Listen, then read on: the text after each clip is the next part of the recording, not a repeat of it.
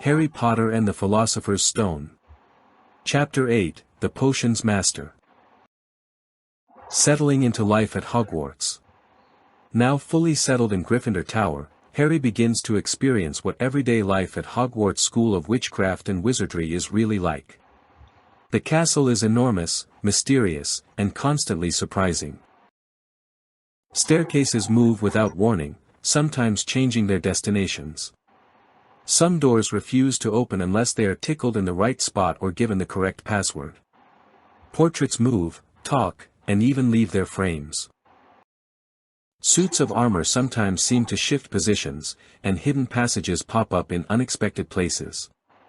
For Harry, it is like living inside one of Dudley's old video games, but real and constantly changing. He's both amazed and a little overwhelmed. Getting lost and meeting trouble.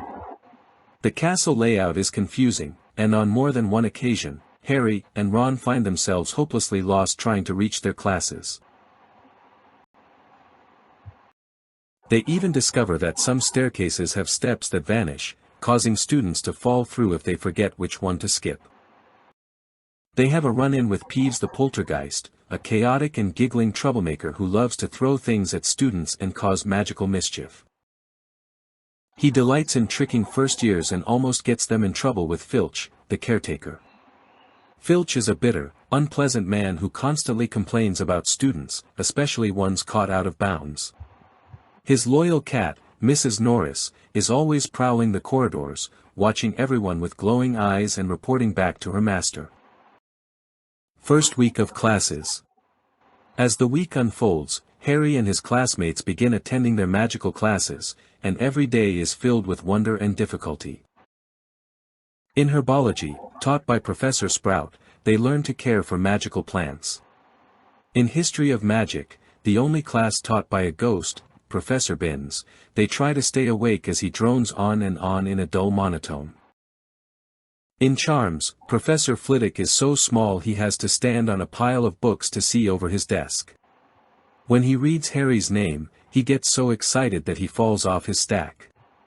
In Transfiguration, Professor McGonagall turns her desk into a pig and back again to show them the complexity of her subject.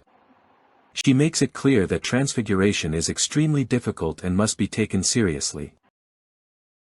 Harry realizes that magic isn't all fun and games. It's tough, academic, and requires real concentration. Dreaded potions with Professor Snape. On Friday, the students head down to the cold, damp dungeons for potions class with Professor Severus Snape. Snape is a tall, pale man with greasy black hair, a long nose, and a cold, sneering voice.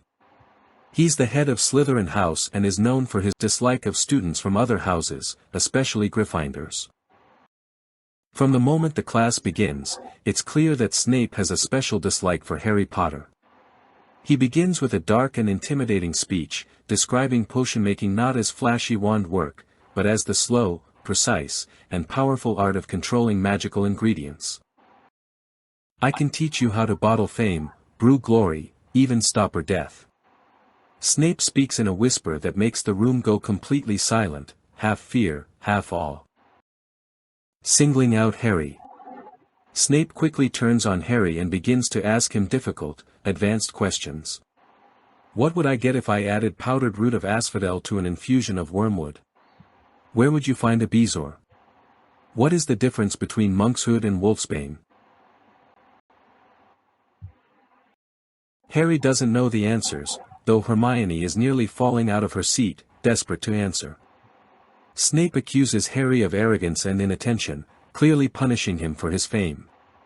Ron is furious, and Harry is stunned by the teacher's open hatred. They begin making a potion to cure boils.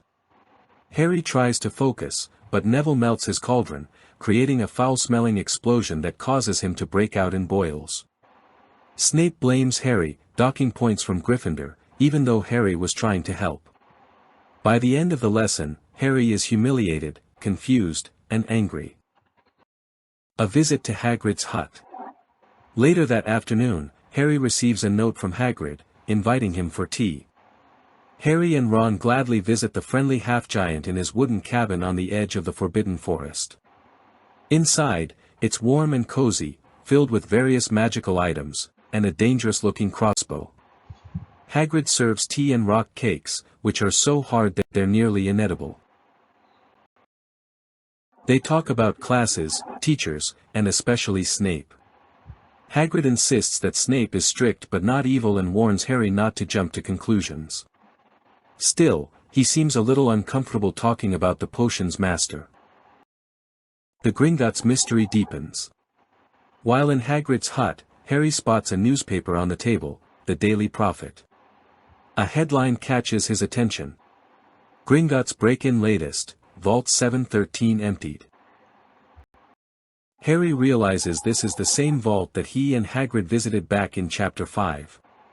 It was supposed to be highly secure and was emptied just hours before the attempted break-in.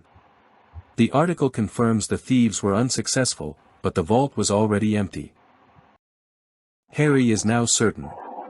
Whatever was in that vault, Hagrid removed it, and now it must be at Hogwarts. But what is it? And why is it so important? Building suspicion and mystery. Chapter 8 ends on a mysterious note.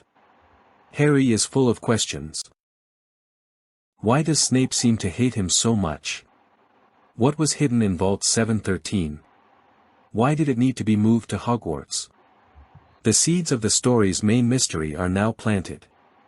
The tone is shifting. Hogwarts is magical, but also filled with secrets, danger, and people who may not be what they seem. The tone is shifting. Hogwarts is magical, but also filled with secrets, danger, and people who may not be what